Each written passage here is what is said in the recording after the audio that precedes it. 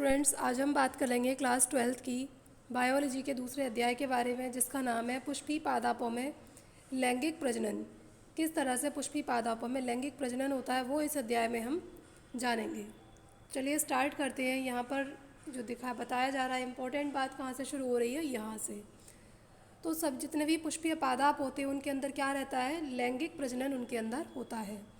लैंगिक प्रजनन हमने आप लोगों को जो लास्ट चैप्टर था उसके बारे में उसमें बताया था कि लैंगिक प्रजनन क्या होता है। फिर भी एक बार रिकॉल करा देते हैं, लैंगिक प्रजनन क्या होगा, जिसके अंदर दो पेरेंट्स इन्वॉल्व होते हैं, उसी को हम क्या बोलते हैं, लैंगिक प्रजनन हम उसको कहते हैं। अब किसी भी पुष्प के अंदर क्या क्या चीज़ें उसके अंदर रहती हैं, तो पहले उसके अंदर पुष्प क्रम होगा, पुष्प होंगे, पुष्प के होने के बाद उसके अंदर क्या होंगे, पुष्पों के अंग आएंगे या पुष्पी अंग जो है वो उसके अंदर विकसित होंगे। और ये फिर जैसे ही अनुकूल परिस्थिति आती है, ये बहुत सारी क्या दिखाते हैं, एक विविधता को दिखाएंगे। इनके अंदर बहुत एक विविध संरचना इनकी वजह से आती है।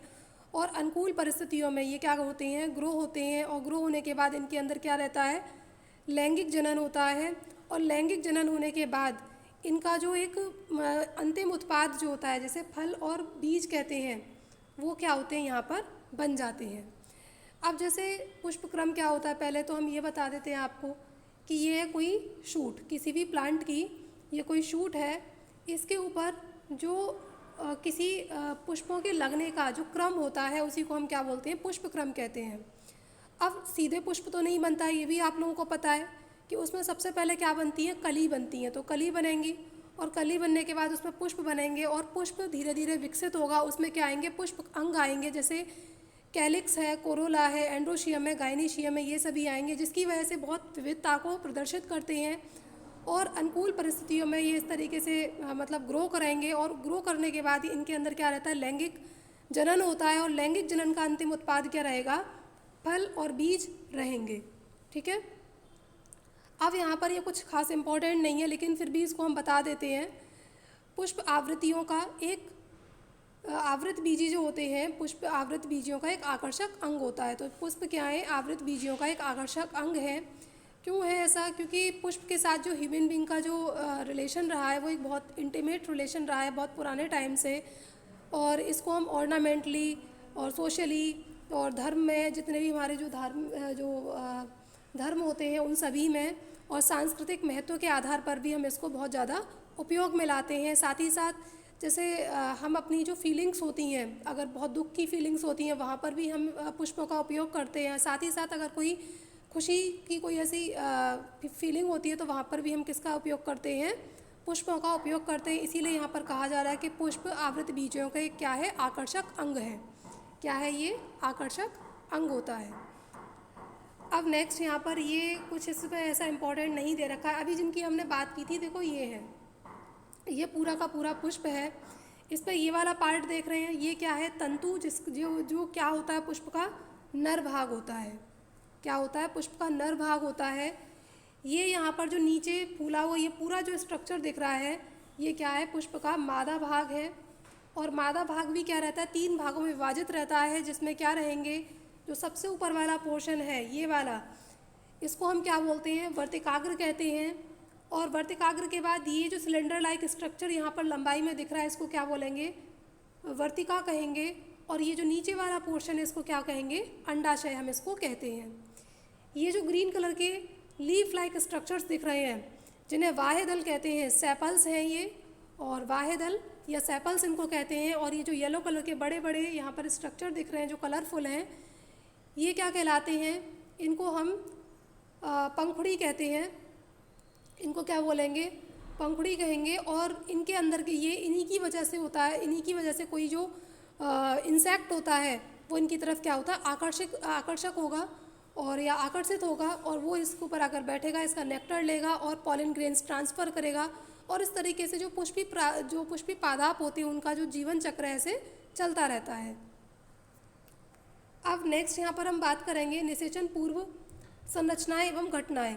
तो निषेचन पूर्व जो जितनी भी घटनाएं होती हैं उनके बारे में, और उनमें क्या क्या संरचनाएं बनती हैं उनके बारे में हम इसमें बात करेंगे। अब क्योंकि बेटा इसका नाम है निषेचन पूर्व घटनाएं, तो यानी कि निषेचन से पहले वाली घटना, जब जो पुष्प है वो अपने आप को बना रहा होगा, मॉडिफाई, उसके अंदर जितने भी जैसे मेल पार्ट्स, फीमेल पार्ट्स और लीफ जो मतलब पेटल्स जिनको हम कहते हैं वो, सेपल्स, ये सभी उसके अंदर बन रहे होंगे। तो उन्हीं सबको हम क्या बोलते हैं, निषेचन पूर्व की घटनाएं या फिर संरचनाएं हम इनको कहते हैं। निषेचन से पहले हो रहा है ये सारा काम, इसलिए इनको हम क्या बोलेंगे, निषेचन पूर्व की घटनाएं और संरचनाएं हम इनको कहते हैं। अब देखो, कोई भी अगर पुष्प है किसी पादाप के ऊपर आने वाला होता है तो उससे पहले ही वहाँ पर क्या होते हैं, निर्धारित मतलब पुष्प के अंदर पूरे के पूरे जो प्लांट होता है वहाँ पर उसमें कम्युनिकेशन चलता है। और कम्युनिकेशन किसके थ्रू होता है, हार्मोन्स के थ्रू होता है। पहले ही जो पादाप है वो डिसाइड कर लेता है कि उसको यहाँ पर किसी पुष्प को लेकर आना है, ठीक है। और जब वो उसको डिसाइड कर लेगा तो उसके अंदर क्या होंगे, जो हार्मोनल कम्युनिकेशन उसके अंदर रहेंगे। और हार्मोनल कम्युनिकेशन की वजह से उसमें ये जो पादाप है, इस पादाप के अंदर क्या होंगे, संरचना में परिवर्तन आना शुरू हो जाते हैं, ठीक है। अब संरचना में परिवर्तन कैसे आएंगे, देखो बच्चों, यहाँ पर क्या होती हैं, बिल्कुल इसके टॉप पर मेरिस्टेमेटिक सेल्स रहती हैं। चाहे तो हम किसी पादाप के टॉप की बात करें या फिर हम उसके किसी रूट के टॉप की बात करें, चाहे यहाँ पर रूट हो तो इनके टॉप की बात करें, चाहे पादाप के ऊपर वाले बिल्कुल ऊपर टॉप की बात करें, तो यहाँ पर सेल्स रहती हैं और उन सेल्स का नाम क्या होता है, मेरिस्टेमेटिक सेल्स। और नॉर्मली ये मेरिस्टेमेटिक सेल्स करती क्या हैं कि प्लांट को इलोंगेट कराने में हेल्प करती हैं, उसकी लंबाई बढ़ाने में हेल्प करती हैं। लेकिन जब प्लांट को पुष्प बनाना होता है तो ये क्या करेंगी, वहीं के वहीं ये स्टक हो जाती हैं। ये जो सेल्स हैं ये क्या होंगी, स्टक हो जाती हैं।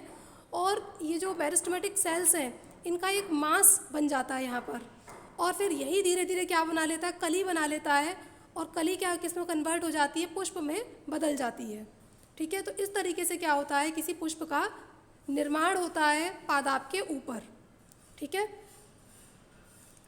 अब हम इसमें जानेंगे कि किसी भी पुष्प में उसके नर और मादा भाग कौन से होते हैं। तो अभी बिल्कुल हमने बताया कि ये क्या है, किसी पुष्प के नर भाग होते हैं जिन्हें हम तंतु कह रहे हैं, और ये क्या है, इसमें मादा भाग है। हमने ये क्यों बताया है, क्योंकि जो नर भाग है इसी के अंदर क्या बनेगा, इसके अंदर ही इनका जो मेल गैमीट है वो इनके अंदर बनेगा। और जो मादा भाग है इसके अंदर क्या बनेगा, फीमेल गैमीट बनेगा। और ये यहाँ का नर भाग से मेल गैमीट निकलकर इसके ऊपर आ जाता है, और मादा के अंदर यहाँ पर इसका फीमेल गैमीट इसके अंदर है, ये दोनों के अंदर फ्यूज़न हो जाता है। और फ्यूज़न होने के बाद इस तरीके से ये किसी दूसरे नए पुष्प को विकसित करेंगे और पुष्प फल में बदल जाएगा। और फल के अंदर क्या आएंगे, बीज आएंगे। और बीज जब फल पक जाता है तो उसमें से क्या होते हैं, बीज लिबरेट हो जाते हैं, स्वतंत्र हो जाते हैं और ज़मीन पर बिखर जाते हैं। और जैसे ही ज़मीन पर बीज गिरते हैं तो उसके बाद दूसरे पुष्पी पादाप पैदा हो जाते हैं, ठीक है। मेरे ख्याल से आपको इतना क्लियर हो गया होगा।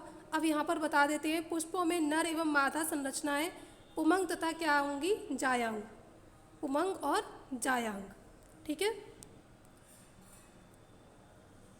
इनमें क्या होगा, फिर ये हो जाएंगी तो इनमें विभेदीकरण होगा। और विभेदीकरण होने के